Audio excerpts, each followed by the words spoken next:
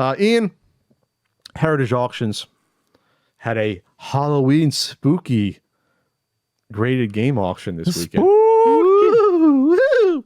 I saw some of these games at Retropalooza. They had them at the Heritage Auction booth. Oh, really? Oh, yeah, absolutely. They had the Cheetah Men 2 there that went for $8,400. I had the conversation about with a few of the people there. I'm like, well, I said to them, no, this is interesting because almost all of these are sealed games. Cheetah Men 2. I said it's hard to find a non-sealed Cheetah Men 2. It literally is. They're like, I don't know if they knew that, but I told them about that.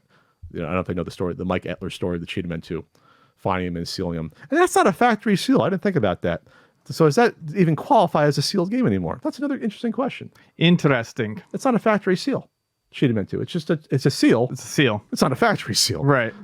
So how does that play into that? Anyway, so they had their auction results, and the one big thing that I saw people like Seth Averson point out, for example, like the Super Mario Brothers that was sealed only went for $492,000. Didn't go for $1 million. It didn't go for anywhere near a $2 million that like the one that the Rally app sold that they had investors for. So people are saying, oh, this is a correction in the market. No one panic. And I'm like, yeah, $492,000 is still fucking insane for a game a few years ago you could have got for probably four figures. It is absolutely insane still. But what if the next one comes out and it's less than that? And the next one.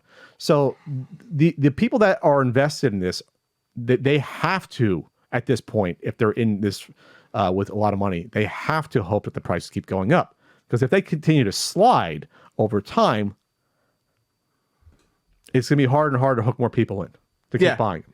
Or for them to recoup their investment. It has to look exciting to get people to keep doing this. But the thrill might be gone. I mean, it's still exciting, but it's not exciting as a $1.5 million Mario 64. Right. And it's funny how much that $1.5 million Mario 64 has really changed how we look at this in just a couple of months. Well, not how we looked at it, but in general. Yeah.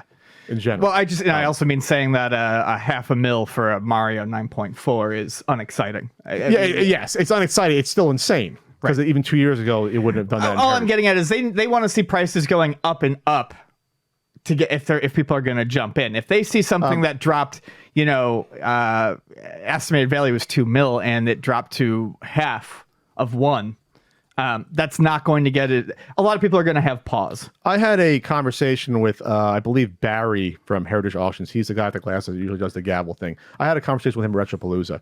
Barry. When I brought up the fact to him. We had a nice little conversation at my booth. I think it was on Sunday. He's like, "Hey, Pat, I didn't know you realize you're here. I always see you at Comic-Con." And I said to Barry, I was like, the prices, if they're softening, that's not good overall. But I said, you guys, though, doesn't matter to you guys. You make your percentage no matter what. It doesn't matter. And he goes, well, it still hurts us. We're making less money. I said, no. I said, Barry, you have zero financial risk at Heritage Auctions. You get in games, you're consigned to you sell them. You have zero risk. I said, the guy that just bought the $1.5 million Mario 64, they're at risk at losing tons of money. And that's what I was trying to impart to them, but they shouldn't care. That's the whole point. I said, the point was this. He was trying to say, well, if there's a downturn in the market, it hurts Heritage Auctions. Oh, sure, it does. It hurts their bottom line. It's bad for business, but it doesn't, they're not gambling on the future of these. They're still making money hand over fist because they get their 20% premium buyers, but they also get, from what I learned, it's around 10-15% from the seller. That you don't see that. So like the 705,000 Legend of Zelda sale for a sealed one, 8.0, they get 15%, I guess, before the buyer's premium, but they're make from that sale alone, they've made $100,000. $100,000 they've made on one game between the seller and buyer's premium. Yeah. $100,000 from one game, and they've auctioned up 600 plus games in this one auction. So they're not hurting on a downturn. They're not hurting. Heritage Auctions. And plus, they auction off art and comics and everything else. They're not fucking hurt at all. You don't need sympathy for Heritage Auctions, ever. I didn't say I have sympathy with them. I'm not saying you, but I'm saying like, so that's why I was like, oh, my bleeding heart. No. So we'll go through some of these. You like Sonic, Ian, $312,000 for a sealed Sonic the Hedgehog.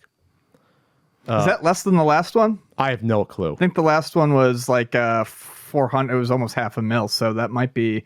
You can look less. that up while I go through some of these. Mike Tyson's punch out a 9.8. So that's like a one pulled from a factory, like a carton. 312,000. There you go. And then a 9.4 only went for 216, and the person's immediately trying to flip that one for 324,000. So again, that person may not have paid for it because I brought up my Winter Game story. I could have sold it before paying for it, and you're just basically paying interest on the sale that you don't buy. That you haven't paid for it yet. It's very interesting how much that plays into it. Another Super Mario went for a mid production. Again, these aren't early sticker seal ones. 150 grand, 156,000 for a Pokemon Red. 9.8 A+++. There's probably more of those out there. That's probably pulled from a carton. Here you go, Ian. Super Mario 64, a 9.6, not a 9.8. And what basically the 9.6 went for 102,000. Boy, is that taking a nosedive.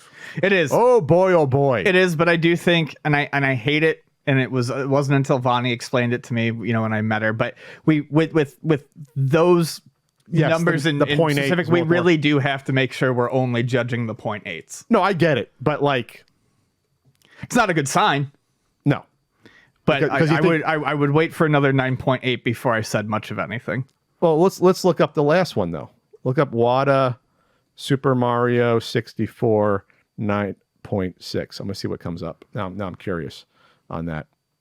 9.6 sold. 7 have been sold. I'd guess that they might be less. That was actually the first 9.6 that went. Okay, one was a player's choice. Okay, so it's hard to judge that. I'm surprised about that. Either way, though, you're going to have sealed Mario 64s at almost every auction until the end of time. Whether they're 9.6, 9.8, because the 9.6 was pulled from a factory case probably as well. Sure. Probably was. Twisted Metal. I like the PlayStation 1 ones because it's interesting because you don't see that. Twisted Metal went for 87,000. Okay.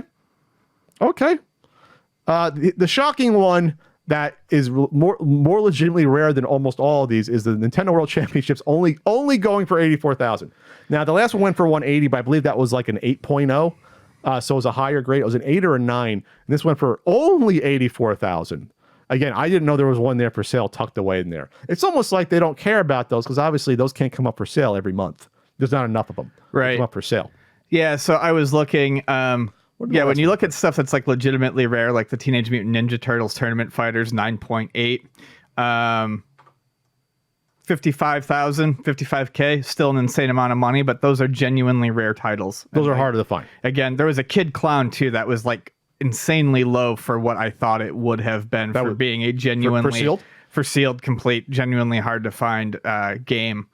Dang. So the 8.0 NWC went for 180,000. You can make an offer to the owner for 270 or more. The 5.0 went last November of last year for 52,000. So 84. You know what? That's probably somewhat of an accurate price, or more in the realm of non-craziness. Because that's a different audience again than people buying a sealed Twisted Metal. Halo, a 9.8 Halo, not for resale version, 84,000. Yeah, at this point, there's not much you can say about it. I love Russian Attack, Ian, but 43,000 for a sealed Russian Attack seems out of pocket. It does. It's a little out of pocket, and I love Russian Attack. Did you see some of the computer games that were here? Yeah, there was that interesting Wolfenstein 3D and Doom shareware big box bundle. I thought that was kind of cool. I've seen that before. I remember seeing that. That was the first time I'd ever seen it. I don't think I ever saw that. It's just it's definitely kind of neat. It's a bundle. They're basically just sealed next to each other.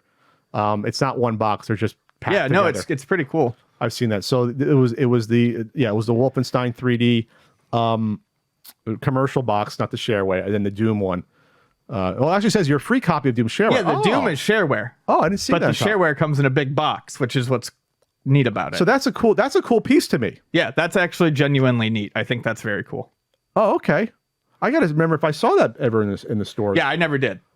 But obviously that Wolfenstein was everywhere the Wolfenstein was. Yeah, the Wolfenstein was, but not sealed together with the big box Doom shareware. I'm trying to remember if I saw that then. Maybe I saw another thing with it sealed back to back. The interesting thing about that is that I wonder if those were like regional or nationwide when they did stuff like that, or if that was like to like certain chains that would do things like that. Yeah, I wonder, like, was that maybe a Computer City or CompUSA only sort of thing? Because usually, I'm trying to think, they usually didn't give out free shareware at those stores. You still had to buy them. I bought my little Wolfenstein thing for like $3. Yeah, basically, they got away with charging you for the disc, basically, the disc and the packaging. So yeah, it was always like $1.95, or sometimes it was in like a shitty plastic clamshell. Sure, $3. There was also one you should be excited about. A Commodore 64 Superman went for $2,500 even. Ooh, why would I be excited about that? I don't know, this Commodore. I'm not a Commodore person, but you want to see how the Atari stuff's been doing? Yes, I do. Actually, you're like, yes, I do want to see. Let's search for Atari. The Pac-Man went for $5,700. Jesus, an 8.5. The game that might have spiked the North American video game console crash. Yeah, $5,700. The one that I got over there, worse condition, but it's up on there. Pigs in Space went for $2,200. I thought that was funny because I saw that. I commented, "Oh, that's funny to see Pigs in Space." Yeah, that's actually a hard to find game. Pac-Man is insane because there's tons of those. Pitfall 2,600 sealed. Someone sold a new Atari 2600 Junior console for $750. It's funny how that just went for there. It's not graded, of course. Less Atari games than usual. Maybe Heritage Auction realized we can't just throw all these Atari games on here. This kind of makes everything else look bad. Yeah, maybe. It's the only thing I could really think of. We can't keep tossing out Spider-Mans every month that are going for less and less money. Spider-Man, from what I've noticed, has become kind of like a tongue-in-cheek joke about how I've noticed other people reference Spider-Man now in terms of like auction prices and WADA, and basically just like as a example of what happens when a bubble bursts or when people invest without knowing what they're getting into. Space Invaders went for $9,600 sealed. At least that's a first production one, but that's still nuts. But at least that's more reasonable than the Pac-Man, where the Pac-Man there's like probably thousands of them sealed, and that's not even hyperbole. Thousands. Yeah, Pitfall 9.4 sealed went for $2,640. Then a WADA 9.6 A+ sealed Pitfall went for $1,920. Yet the person who is both the same auction, yet the person who got the 9.4 with only an A seal is trying to flip it for $3,960. Yeah, like, these are people who are just. I mean, are you just shooting for the moon and like shooting your shot and hoping for the best? Or? I think so. I think, like I said, I think there's a weird resale thing going on with some, not all of them, but some of these prices you can see. Oh, sure. They're trying to just, okay, well, maybe the person that missed out or someone else would say, okay, I'm going to reinvest in this in the future. So I'll spend an extra $1,300. And to that person, that's free money, especially if they haven't paid for it yet. I'm not saying they have or not, but like I said, in my experience, I could have tried to sell it without paying for it. So if I could have done it, they could do it. Right. It's more money at risk, obviously, because then you basically, it's interest or late fees on paying for it and having it shipped out. Unless you can pay for it and have Heritage sit on it, which would be weird to do that. I guess that's also a possibility, not have it shipped to you. Just pay them and then have them hold on to it until it sells again. But it's not like fucking trading cards. But it's not like it's only a few of these games where you see that. You see it for, there's a decent amount that it's there when it comes to this. So is there any other shocks or weird ones you want to point out here? No, the main ones I wanted to point out were just that, like, the truly rare stuff goes for so much less than the not quite so rare stuff, which is, I think, the biggest shift in. Your DuckTales only went for $24,000. Only. Like, yeah, you're right. Like, Mario is Missing sealed goes for less than DuckTales. And Mario Missing is incredibly, much more hard to find. So not incredibly so, but it's definitely harder. It's rarer. It's very uncommon to find a game like that. Stadium Events, just the cart went for $18,600. That's probably what I'd say that's what that is worth. So that makes sense to me at this point, because that's always been in terms of like the current market and things like that. That makes sense to me. Yeah, always Pokemon goes for a lot of money. Ocarina $14,000. I mean, yeah, it is what it is. I think.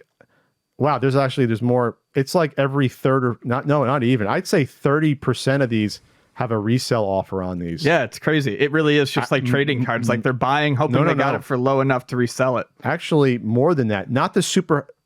Actually, the Sonic super high end. There's an offer at $312, and there's also for Mike Tyson at $216. All right, I have a thought now. We brought this up before. I think this was brought up in the past about what happens if these aren't paid for. What happens? and we brought that up before, is that, well, they'll probably just kind of hide it because it's not good if you know that these are not getting paid for. Right. But we might know for sure, though, or maybe it's a better indicator that if a good percentage of these have a make an offer on them to the owner, I mean, immediately after you bought it, you think people have already transferred over for their Sonic in a day? Because this went off on the 29th. We'll just say 2 days or 3 days, transferred over their $312,000 to buy it? No.